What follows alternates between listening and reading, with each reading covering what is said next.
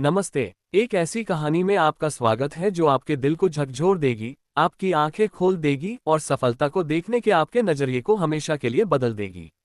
ये कहानी पैसे के बारे में नहीं है। ये कारों, विमानों या अरबों डॉलर के साम्राज्यों के बारे में नहीं है। ये कहानी है एक ऐसे व्यक्ति की जो अपने प्यार से शादी कर सकता था, लेकिन उसने अपनी बीमार दादी की देखभाल करना चुना। एक ऐसा व्यक्ति जिसने दुनिया की सबसे बड़ी कंपनियों में से एक खड़ी की, लेकिन फिर भी बिना पत्नी, बिना बच्चों, बिना किसी विलासिता के एक छोटे से घर में अकेला रहता है। एक ऐसा व्यक्ति जिसके पास सब कुछ था और फिर भी उसने ऐसे जीना चुना जैसे उसके पास कुछ भी नहीं है। उनका नाम है रतन टाटा। और यह उस व्यक्ति के पीछे की असली कहानी है जिसने साबित किया कि शक्तिशाली होने के लिए आपको शोर मचाने की जरूरत नहीं है। सम्मानित होने के लिए आपको दिखावा करने की जरूरत नहीं है। दुनिया को प्रेरित करने के लिए आपको प्रदर्शन करने की जरूरत नहीं है। अगर आप नकली सफलता की कहानियों से थक चुके हैं, अगर आप ऐसे इन्फ्लुएंसर्स से थक चुके हैं जो बोलते तो हैं लेकिन महसूस नहीं करते, तो यह वीडियो आपके लिए है। अगले 4 भागों में आप रतन टाटा के जीवन के हर एक विवरण को सुनेंगे, बचपन से लेकर दिल टूटने तक, नेतृत्व से लेकर अकेलेपन तक, विफलता से लेकर विरासत तक।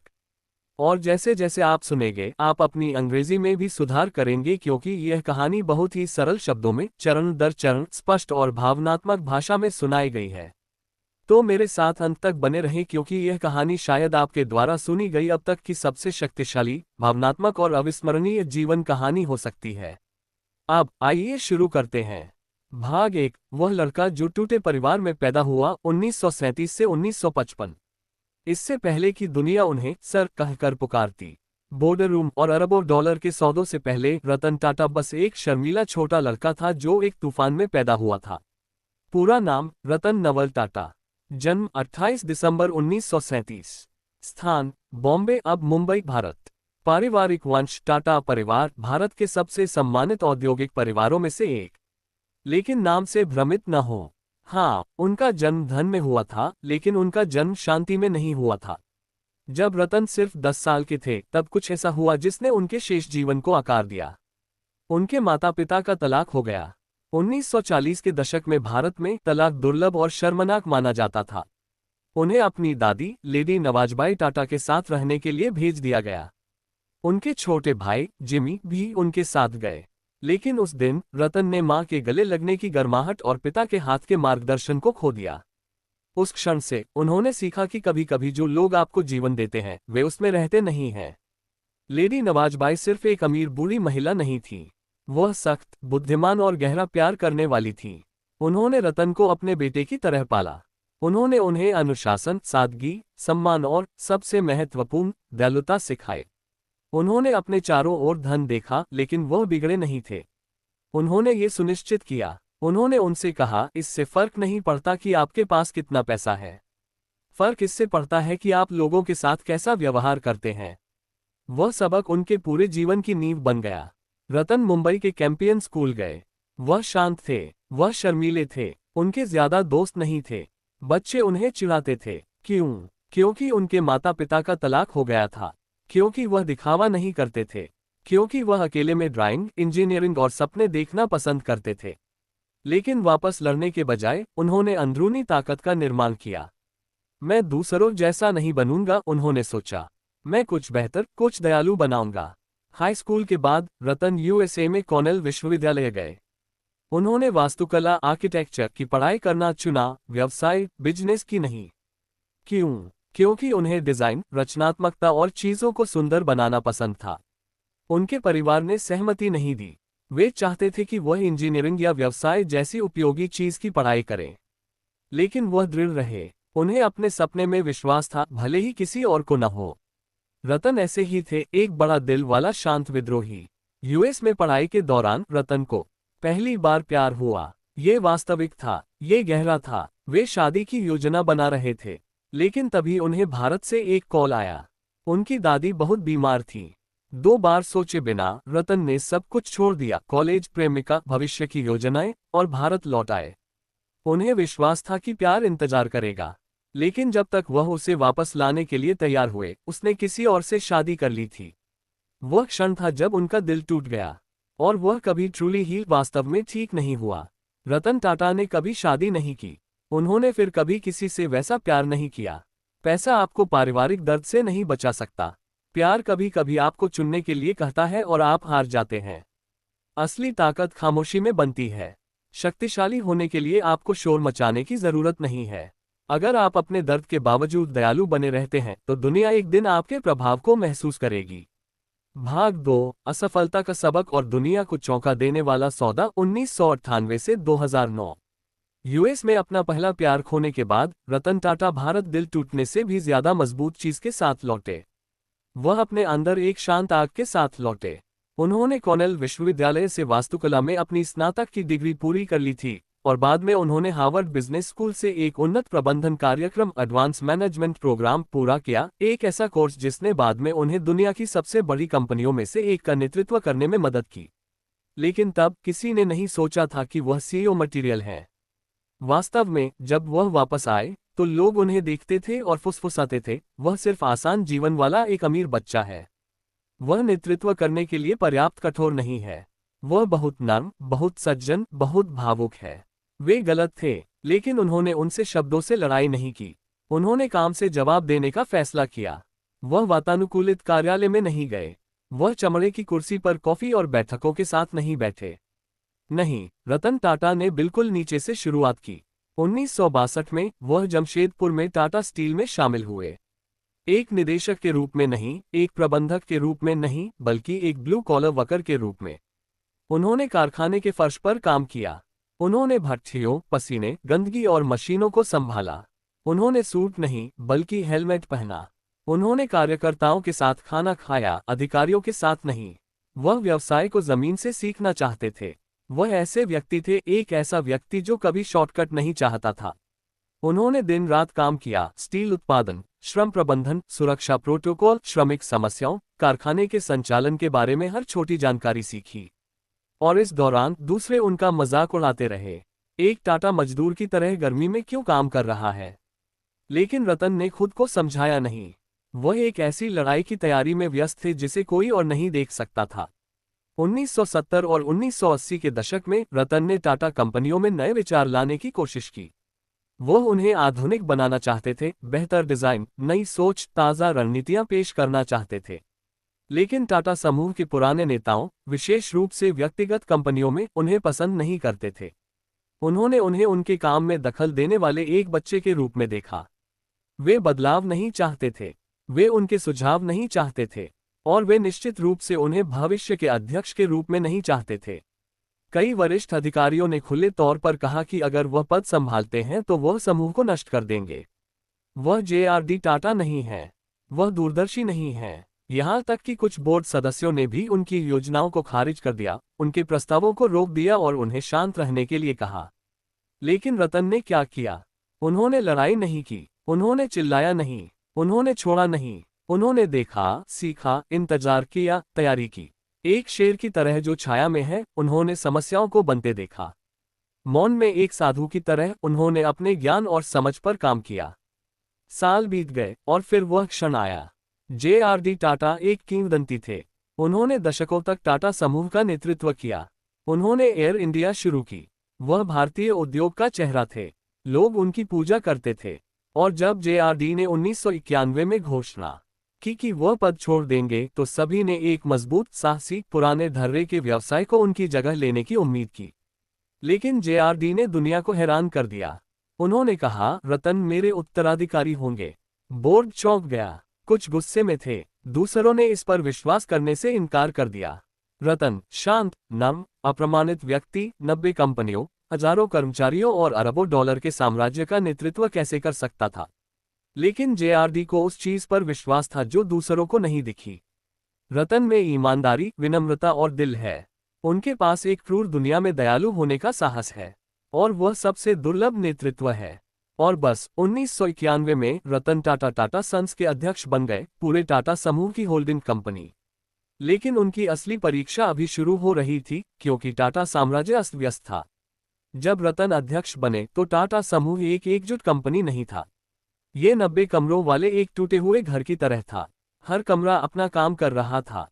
हर Tata company, Tata Steel, Tata Tea, Tata Motors, Tata Chemicals आदि के अपने बॉस, अपने लक्ष्य थे और कोई एकता नहीं थी। कोई साझा दृष्टिकोण, कोई ब्रांड पहचान, कोई सामान्य रणनीति, कोई वैश्विक फोकस नहीं था। और सबसे बुरी बात, कई कंपनियां पैसा खो रही थीं। भारत ने अभी अभी अपनी अर्थव्यवस्था को वैश्विक प्रतिस्पर्धा के लिए खोला था। विदेशी कंपनियां प्रवेश कर रही थीं और टाटा कंपनियां पुरानी, धीमी और दबाव में थीं। रतन एक युद्ध के मैदान में कदम रख रहे थे और भारत के लगभग हर शक्तिशाली व्यवसायी का मानना था कि वह विफल हो जाएंगे। यहां तक कि टाटा के अंदर के लोगों ने भी कहा, हम उसका पालन नहीं करेंगे। लेकिन रतन ने भीख नहीं मांगी। उन्होंने अंधाधुंध लोगों को नौकरी से नहीं निकाला। उन्होंने भव्य भाषण नहीं दिए। उन्होंने एक सवाल से शुरुआत की, टाटा का दुनिया के लिए क्या मतलब है? और वहां से उन्होंने एक शांत क्रांति शुरू की। पहला कदम, पुनर्गठन, पुनर्मिलन, पुनर्निर्माण। पहला कदम, सभी टाटा कंपनियों को एक दृष्टिकोण के तहत लाओ। उन्होंने एकजुटता लाना शुरू किया। एक लोगो टाटा टी, एक मिशन विश्वास, गुणवत्ता, सादगी, एक दिशा, वैश्विक नेतृत्व। दूसरा कदम, अनावश्यक चीजों को हटाओ। उन्होंने घाटे में चल रही इकाइयों को बंद कर दिया। उन्होंने उन पुराने नेताओं को सेवानिवृत्त कर दिया जिन्होंने बदलने से इनकार कर दिया। उन्होंने नवाचार, प्रौद्योगिकी और डिजाइन पर ध्यान केंद्रित किया। तीसरा कदम, साहसी दांव लगाओ।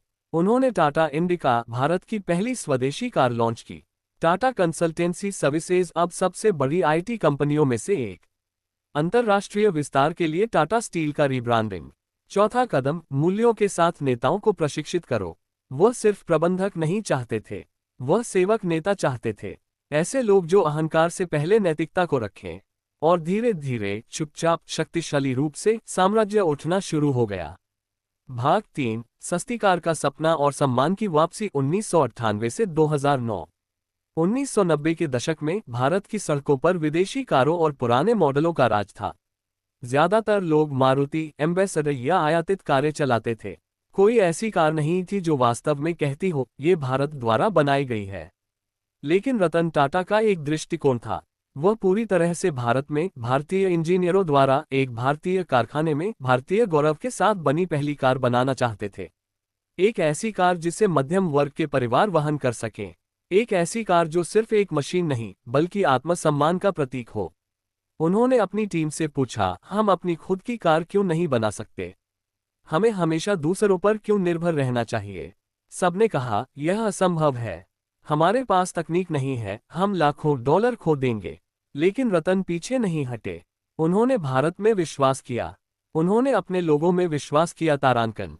और 1998 में, वर्षों के शोध, पसीने और शांत संघर्ष के बाद, रतन टाटा ने अपना सपना लॉन्च किया, टाटा इंडिका।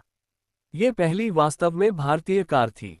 और पहले कुछ दिनों तक देश उत्साहित था। शोरूम भरे हुए थे, प्री ऑर्डर बहुत ज्यादा थे। हर कोई मेड इन इंडिया कार का समर्थन करना चाहता था। लेकिन फिर दुर्स्वप्न शुरू हुआ। लॉन्च के सिर्फ महीनों बाद रिपोर्टें आईं। कार में प्रदर्शन संबंधी समस्याएं थीं। माइलेज उतना अच्छा नहीं था जितना वादा किया गया था। लोग नाखुश थे। बिक्री गिर गई। शोरूम खाली हो गए। और वही मीडिया जिसने कभी रतन की प्रशंसा की थी, अब बिना दया के उन पर हमला कर रहा था। सुर्खियों में लिखा था, टाटा का बड़ा फ्लॉप। वह कार जिसे नहीं बनाना चाहिए था। रतन टाटा की सबसे बड़ी गलती। और सबसे बुरी बात, लोग हंसे। बड़े व्यापारिक टाइकून, विदेशी कंपनियां, निवेशक, सबने उनका मजाक उड़ाया। देखो, हमने तुम्हें बताया था कि वह असली नेता नहीं है। वह बाजार को नहीं समझता। उसे इस्तीफा दे देना चाहिए। यह एक तूफान था, सार्वजनिक असफलता का एक अंधेरा, भारी तूफान। और फिर सबसे दर्दनाक क्षण आया। 1999 में रतन टाटा को उनके बोर्ड ने टाटा मोटर्स यात्री कार डिवीजन को बेचने की सलाह दी। वही डिवीजन जिसने इंडिका बनाई थी। नुकसान बहुत बड़ा था, शर्मिंदगी और भी बदतर थी। ये व्यक्तिगत था। रतन आखिरकार सहमत हो गए। और भारी मन से वह डेट्रॉयट गए, अमेरिका के ऑटो दिग्गजों के घर, फोर्ड मोटर कंपनी से मिलने। वह फोर्ड के चेयरमैन के सामने बैठे, अपने कार व्यवसाय को बेचने की उम्मीद में। लेकिन सम्मान के बजाय उन्हें अपमानित किया गया। एक फोर्ड कार्यकारी ने उनकी आंखों में देखा और कहा, आप कारों के बारे में कुछ नहीं जानते। आपने एक बनाने की कोशिश भी क्यों की? अगर आप हमें ये कंपनी देते हैं तो हम इसे खरीदकर आप पर एक एहसान करेंगे। रतन ने चुपचाप सुना। कोई जवाब नहीं, कोई गुस्सा नहीं, कोई भावना नहीं। वह उठे और चले गए। उन्होंने टाटा मोटर्स नहीं बेची। उन्होंने उन शब्दों को नहीं भुलाया। और उन्होंने अपने सपने को नहीं छोड़ा। इसके बजाय वह भारत लौट आए और कहा उन्हें इस पर पछतावा होगा। रतन ने एक दिन भी बर्बाद नहीं किया। वह इंजीनियरों के साथ बैठे, हर शिकायत का अध्ययन किया, डिजाइन को ठीक किया, प्रदर्शन में सुधार किया और इंडिका V2 लॉन्च की एक कहीं बेहतर संस्करण। इस बार यह काम कर गया। बिक्री बढ़ी, लोग फिर से कार पर भरोसा करने लगे और धीरे धीरे टाटा मोटर्स एक सम्मानित ब्रांड बन गया। लेकिन रतन अभी रुके नहीं थे। वह कुछ और साबित करना चाहते थे। आगे बढ़ते हैं 2008 में। फोर्ड, वही कंपनी जिसने उन्हें अपमानित किया था, अब गहरे वित्तीय संकट में थी। उनके लग्जरी ब्रांड जगुआर और लैंड रोवर पैसे खो रहे थे। वे बेचना चाहते थे और अंदाजा लगाए कि मेज पर कौन आया। रतन टाटा, वही आदमी जिसे उन्होंने कभी अपमानित किया था। फोर्ड के अधिकारियों ने अब हाथ जोड़कर उनका स्वागत किया। मार्च 2008 में टाटा समूह ने फोर्ड से $2.30 बिलियन में जगुआर और लैंड रोवर खरीदे। ये सही है। जिस आदमी से कभी कहा गया था आप कारों के बारे में कुछ नहीं जानते, अब वह दुनिया के 2 सबसे प्रतिष्ठित कार ब्रांडों का मालिक था। और सौदे के बाद उसी फोर्ड चेयरमैन ने जिसने उन्हें अपमानित किया था, कहा आप हमारी कंपनी खरीदकर हम पर एक बड़ा एहसान कर रहे हैं। क्या आप इस पल की शक्ति को महसूस कर सकते हैं? ये बदला नहीं था, यह अहंकार नहीं था, ये काव्यात्मक न्याय था। दुनिया ने आखिरकार देखा कि भारत क्या कर सकता है और उन्होंने देखा कि एक स्पष्ट दिल वाला शांत आदमी क्या बना सकता है। आगे क्या हुआ? टाटा के तहत जगुआर और लैंड रोवर 2 साल के भीतर लाभदायक हो गए। उनके नए मॉडल दुनिया भर में हिट रहे। टाटा मोटर्स ऑटोमोबाइल उद्योग में एक वैश्विक शक्ति बन गई। रतन ने सिर्फ एक ब्रांड को नहीं बचाया, उन्होंने एक सपना बचाया। उन्होंने साबित कर दिया कि भारत न केवल कारें बना सकता है, बल्कि यह पृथ्वी पर सबसे अच्छी कार कंपनियों को चला सकता है। भाग 4, आम आदमी की कार और अंतिम विरासत। 2008 में टाटा द्वारा जगुआर और लैंड रोवर खरीदने के वैश्विक सदमे के बाद रतन टाटा धीमे हो सकते थे। वह ब्रेक ले सकते थे, वह जश्न मना सकते थे, लेकिन वह ऐसे नहीं थे। रतन सिर्फ अमीरों के लिए कारें नहीं बनाना चाहते थे, वह आम आदमी के लिए कार बनाना चाहते थे। ये सब 2003 में मुंबई में एक ट्रैफिक जाम में शुरू हुआ। रतन टाटा अपनी कार में थे, सड़कें गीली,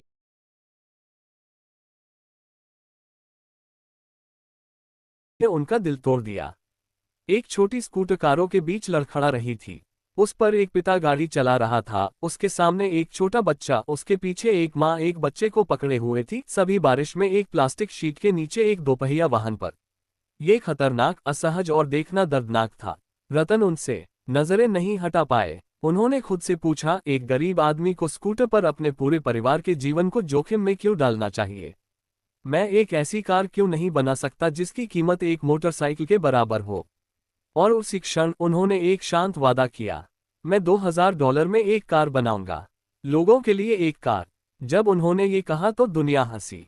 उन्होंने इसे असंभव, एक सपना, एक PR स्टंट कहा, लेकिन उन्हें परवाह नहीं थी।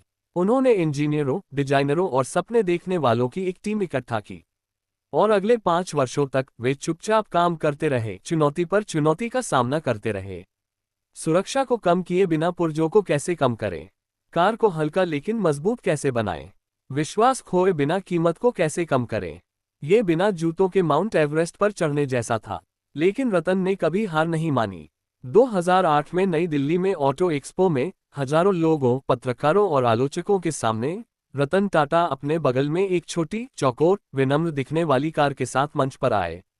उन्होंने कहा, एक वादा होता है और मैं यहाँ उसे पूरा करने आया हूँ। उन्होंने पर्दा हटाया और टाटा नैनो का अनावरण किया, दुनिया की सबसे सस्ती कार, जिसकी कीमत $2000 थी, भारत में लगभग 1 लाख रुपये। भीड़ गूंज उठी, लोग विश्वास नहीं कर पाए।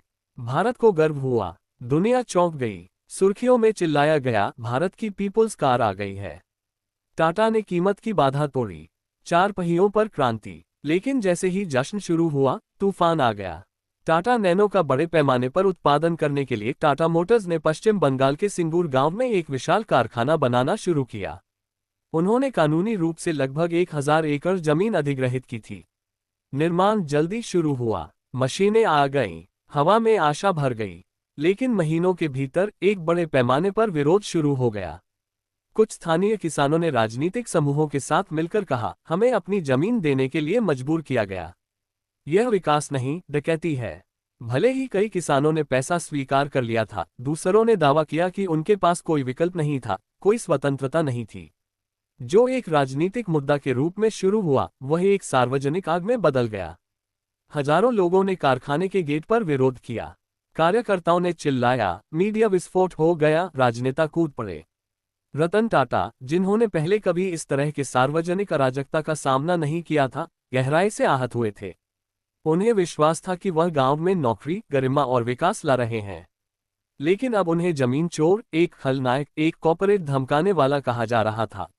रतन आमतौर पर गुस्से में सार्वजनिक रूप से नहीं बोलते हैं, लेकिन इस बार एक प्रेस कॉन्फ्रेंस में खड़े होकर उनका चेहरा शांत लेकिन आवाज तेज थी। उन्होंने कहा, अगर हमें यहाँ नहीं चाहा जाता है तो हम चले जाएंगे। हम वहां नहीं रहना चाहते जहां हम अवांछित हैं।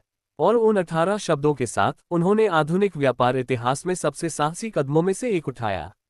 उन्होंने लगभग तैयार सिंगूर कारखाने को बंद कर दिया, पूरे प्रोजेक्ट को पश्चिम बंगाल से बाहर ले गए और गुजरात के सानंद में 1500 किलोमीटर दूर सब कुछ फिर से शुरू कर दिया। 14 महीनों के भीतर एक बिल्कुल नया कारखाना तैयार था। कारें बाहर निकलने लगीं। उन्होंने लाखों डॉलर, समय, ऊर्जा खो दी थी, लेकिन उन्होंने हार नहीं मानी। उन्होंने कभी किसी के बारे में बुरा नहीं बोला। उन्होंने अदालतों में लड़ाई नहीं की। वह बस गरिमा के साथ आगे बढ़े। इतने दर्द के बाद भी रतन को विश्वास था कि नैनो दिल जीतेगी। लेकिन कुछ अजीब हुआ। लोग इसे खरीदना नहीं चाहते थे। क्यों? क्योंकि इसे सस्ती कार के रूप में देखा गया था। किफायती नहीं, बल्कि सस्ती। भारत में, जहां वाहनों को अक्सर स्टेटस सिंबल के रूप में देखा जाता है, लोगों ने सोचा, अगर मैं नैनो खरीदता हूं तो लोग सोचेंगे कि मैं गरीब हूं। बिक्री गिर गई। जिस कार को लोगों को ऊपर उठाना था, उसे अब उन्हीं लोगों द्वारा शर्मिंदगी के रूप में देखा गया जिनके लिए ये थी। मार्केटिंग की गलतियां, खराब ब्रांड पोजीशनिंग और कुछ तकनीकी समस्याओं ने इस गिरावट में इजाफा किया। और कुछ वर्षों के बाद नैनो का उत्पादन धीरे धीरे बंद हो गया। रतन ने एक बार एक साक्षात्कार में कहा था, नैनो मेरे जीवन की सबसे बड़ी निराशा थी। इसलिए नहीं कि यह विफल हुई, बल्कि इसलिए कि लोगों ने इसके उद्देश्य को गलत समझा। इसे प्यार से बनाया गया था और इसने मेरा दिल तोड़ दिया। ये पैसे के बारे में नहीं था। टाटा के पास खर्च करने के लिए जितना पैसा था उससे ज्यादा था। यह एक वादे, एक सपने के बारे में था, गरीबों को गरिमा देने का। और दुनिया ने इसे अस्वीकार कर दिया। लेकिन तब भी उन्होंने कभी किसी को दोष नहीं दिया। उन्होंने शिकायत नहीं की, वह छिपे नहीं। उन्होंने लड़ाई नहीं की, वह बस शांत रहे और चलते रहे। जब ये सब हो रहा था, रतन ने टाटा साम्राज्य को बढ़ाना जारी रखा। उन्होंने कॉर्पोरेट सामाजिक जिम्मेदारी, CSR, वैश्विक विस्तार, Tata Steel, Tata chemicals, Tata power में नवाचार पर ध्यान केंद्रित किया, स्टार्टअप्स, युवा नवाचार और ग्रामीण शिक्षा का समर्थन किया। उन्होंने हार्वर्ड, कॉर्नेल, MIT जाने वाले भारतीय छात्रों को लाखों डॉलर की छात्रवृत्ति दी, क्योंकि वह शिक्षा के महत्व को कभी नहीं भूले। उन्होंने बाढ़, भूकंप और आतंकवादी हमलों के दौरान आपदा राहत का समर्थन किया। हमेशा चुपचाप, कभी बड़े कैमरों या प्रचार के साथ नहीं।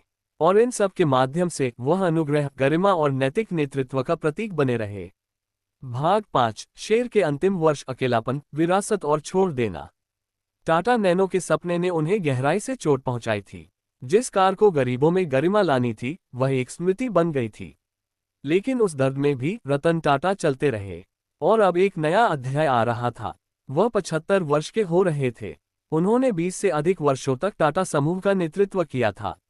उन्होंने इसे वैश्विक बनाया था, इसे पतन से बचाया था, इसका मूल्य $100 बिलियन से अधिक तक बढ़ाया था, लाखों लोगों का सम्मान अर्जित किया था। और फिर भी वह अकेले थे। कोई पत्नी नहीं, कोई बच्चे नहीं, कोई बड़ी व्यक्तिगत संपत्ति नहीं, बस एक आदमी, एक अपार्टमेंट में एक सपना अभी भी बाकी है। अपने से बड़ा कुछ पीछे छोड़ने का। अधिकांश CEO हमेशा के लिए सत्ता में रहने का सपना देखते हैं, लेकिन रतन नहीं। उनका मानना था कि सच्चा नेतृत्व ये जानना है कि कब छोड़ना है। लेकिन यह इतना आसान नहीं था। टाटा समूह 100 से अधिक कंपनियों, हजारों कर्मचारियों और अरबों डॉलर के कारोबार के साथ इतना विशाल हो गया था कि अगले नेता का चयन उनके जीवन के सबसे कठिन और दर्दनाक फैसलों में से एक बन गया। उन्हें किसी ऐसे व्यक्ति को खोजना था जो ईमानदार, बहादुर, आधुनिक हो, लेकिन विनम्र, अनुशासित और नैतिक भी हो। कोई ऐसा व्यक्ति जो टाटा नाम का वजन उठा सके। टाटा ट्रस्ट्स, जिसके पास टाटा सन्स मूल कंपनी का 66% हिस्सा है, ने रतन को एक उत्तराधिकारी खोजने में मदद करने के लिए एक समिति बनाई। महीनों के विचार विमर्श, साक्षात्कारों और निजी चर्चाओं के बाद उन्होंने साइरस मिस्त्री को चुना, जो निर्माण टाइकून पलोंजी मिस्त्री के बेटे थे। वह युवा, तेज थे और उन्हें बड़ी कंपनियों के प्रबंधन का अनुभव था। तो दिसंबर 2012 में रतन टाटा ने पद छोड़ दिया। वह चुपचाप चेयरमैन के कार्यालय से बाहर निकल गए। कोई भव्य विदाई नहीं, कोई लाल कालीन नहीं, बस गलियारे में एक शांत सैर। जिस साम्राज्य को उन्होंने दर्द और प्यार से बनाया था, उस पर एक अंतिम नजर और वह चले गए। कोई अहंकार नहीं, कोई नाटक नहीं, बस शांत गरिमा। लेकिन शांति स्थायी नहीं हुई। 2016 में अपनी सेवानिवृत्ति के सिर्फ 4 साल बाद सब कुछ विस्फोट हो गया। टाटा सन्स बोर्ड ने अचानक घोषणा की कि साइरस मिस्त्री को चेयरमैन पद से हटा दिया गया है। कारण, दृष्टिकोण में संघर्ष, नेतृत्व शैली में अंतर। कुछ रिपोर्टों में कहा गया कि वह टाटा के मूल्यों से दूर जा रहे थे। अन्य ने कहा कि यह व्यक्तिगत राजनीति थी। साइरस मिस्त्री ने विरोध किया। वह कोर्ट गए। पूरा टाटा ब्रांड सार्वजनिक कानूनी लड़ाई में घसीटा गया और लोग चौंक गए। ये वह शांत टाटा नहीं था जिसे वे जानते थे। अचानक अखबारों की सुर्खियां थीं, जैसे संकट में टाटा हाउस, कॉर्पोरेट भारत में पारिवारिक कलह। रतन टाटा क्यों लौटे? हाँ, रतन टाटा 2016 में अंतरिम चेयरमैन के रूप में वापस आए ताकि समूह को स्थिर किया जा सके। 79 साल की उम्र में, जब अधिकांश लोग आराम करते हैं, रतन फिर से खड़े हुए, सत्ता के लिए नहीं, बल्कि अपने परिवार, टाटा परिवार की रक्षा के लिए। उन्होंने चिल्लाया नहीं, उन्होंने दोष नहीं दिया, उन्होंने बस इतना कहा, मैं यहाँ स्थिरता और गरिमा सुनिश्चित करने के लिए हूँ। बस इतना ही। महीनों की खोज के बाद समूह ने आखिरकार 2017 में नटराजन चंद्रशेखरन को नियुक्त किया। टाटा इतिहास में पहले गैर पारसी चेयरमैन। वो एक बहुत ही विनम्र पृष्ठभूमि से ऊपर उठे थे। टाटा कंसल्टेंसी सर्विसेज में काम किया था और अपनी योग्यता साबित की थी। रतन ने उन पर भरोसा किया। वह अंतिम बार पीछे हट गए, लेकिन उन्होंने कभी परवाह करना बंद नहीं किया। वह अभी भी बोर्डों में बैठते थे। वह अभी भी युवा नेताओं का मार्गदर्शन करते थे। वह अभी भी हर रिपोर्ट पढ़ते थे। लेकिन उनका शरीर थक चुका था, उनकी आंखें धीमी थीं और उनका दिल यादों, निशानों और शांत जीतों से भरा था। रतन टाटा मुंबई के कोलाबा में एक साधारण अपार्टमेंट में अकेले रहते थे। कोई अंगरक्षक नहीं, कोई नौकर नहीं, कोई सोना नहीं, कोई पार्टी नहीं। वह कुछ कुत्तों के साथ रहते थे। उनका एक छोटा कार्यालय था जहां वह सेवानिवृत्ति के बाद भी रोजाना काम करते थे। वह खुद ड्राइव करते थे। वह ईमेल का जवाब व्यक्तिगत रूप से देते थे। वह कभी कभी गरीब मरीजों से मिलने के लिए बिना किसी को बताए टाटा अस्पतालों का दौरा करते थे। उन्हें कुत्तों से प्यार था, खासकर आवारा कुत्तों से। उन्होंने कई गोद लिए। वे उनके साथ रहते हैं। जब वह काम करते हैं तो वे उनके बगल में बैठते हैं। वह उन्हें खुद खाना खिलाते हैं। वास्तव में मुंबई में टाटा मुख्यालय में एक विशेष स्थान है जहां आवारा कुत्ते शांति से रहते हैं, क्योंकि रतन ने इस पर जोर दिया था। उन्होंने एक बार कहा था, जानवर दिखावा नहीं करते, वे धोखा नहीं देते, वे सिर्फ आपसे प्यार करते हैं। और वह इस दुनिया में दुर्लभ है। झूठे दोस्तों से भरी दुनिया में रतन ने उन पंजों और आंखों में वफादारी पाई जो बोल नहीं सकते थे। भले ही वह पुरस्कार नहीं चाहते थे, दुनिया उन्हें नजरअंदाज नहीं कर सकी। उन्हें पद्म भूषण 2000, पद्म विभूषण 2008 मिला। ब्रिटिश एम्पायर के night grand cross, Carnegie medal of philanthropy, Harvard और कॉर्नेल जैसे शीर्ष विश्वविद्यालयों से मानद डॉक्टरेट, टाइम पत्रिका के 100 सबसे प्रभावशाली लोगों में नामित। लेकिन क्या आप जानते हैं उनका जवाब? ये मेरे नहीं हैं, ये उन लोगों के हैं जिन्होंने मुझ पर भरोसा किया। उन्होंने अपने घर में कभी ट्रॉफियां नहीं रखी। उन्होंने अपनी उपलब्धियों को कभी फ्रेम नहीं किया, क्योंकि उनके लिए मायने रखता था कि उन्होंने जिन जिंदगियों को छुआ, वह जिन सूचियों में शामिल हुए, वे नहीं। विरासत, वह आदमी जिसने सब कुछ दिया।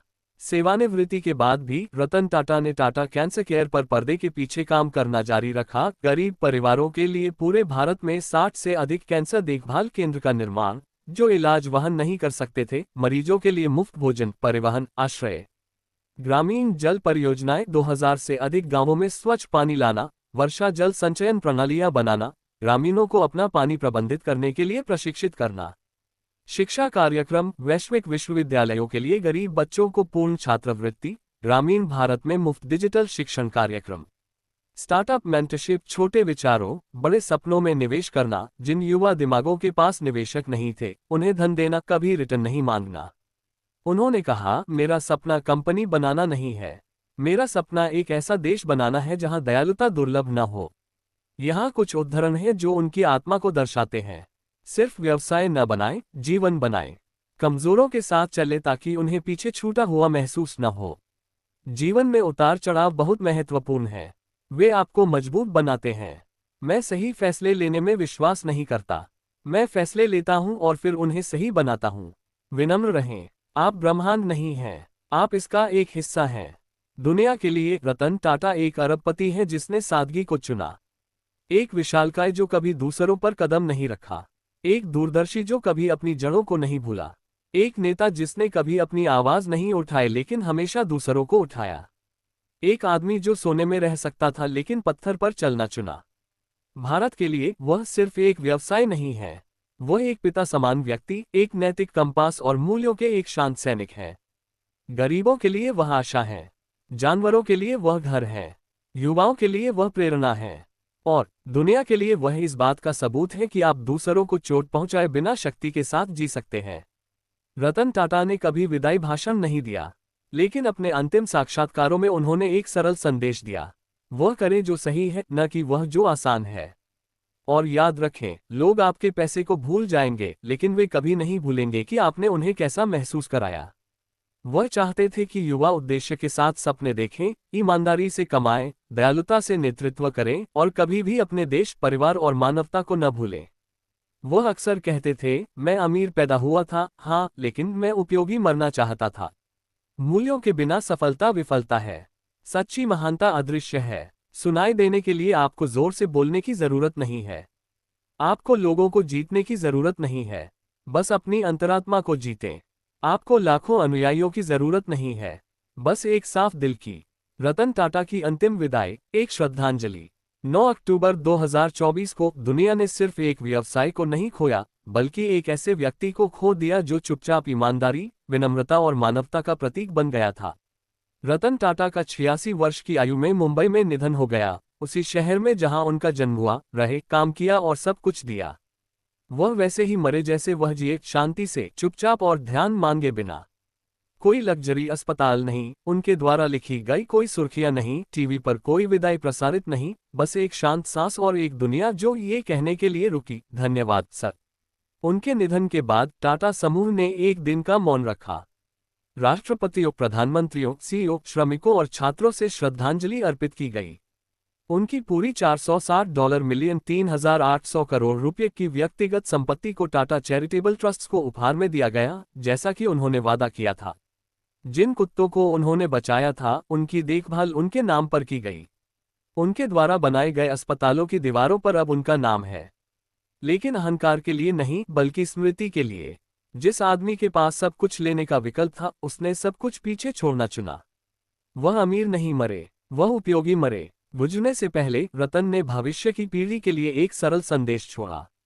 हमेशा सही काम करें, भले ही कोई आपको न देखे। लोगों की मदद करें, भले ही वे आपको कभी चुका न सकें। ईमानदारी से जियो, प्यार से नेतृत्व करो, और जब तुम मरो तो सुनिश्चित करो कि दुनिया थोड़ी बेहतर हो जाए क्योंकि तुम यहाँ थे। उस संदेश को अपने दिल में हमेशा के लिए रहने दें। अगर इस कहानी ने आपको प्रेरित किया, अगर आपने आज अपने दिल में कुछ वास्तविक महसूस किया, तो इसे फीका न पड़ने दें। रतन टाटा की तरह जिएं, उद्देश्य के साथ नेतृत्व करें, विनम्र रहें और दूसरों की मदद करना कभी बंद न करें। इस चैनल को सब्सक्राइब करें यदि आप इस तरह की अधिक शक्तिशाली, जीवन बदलने वाली कहानियां चाहते हैं। कहानियां जो सिर्फ अंग्रेजी ही नहीं, बल्कि आपको जीना भी सिखाती हैं। देखने के लिए धन्यवाद। भगवान आपकी यात्रा को आशीर्वाद दें। और याद रखें, दयालुता कभी नहीं मरती, यह आप जैसे लोगों में जीवित रहती है।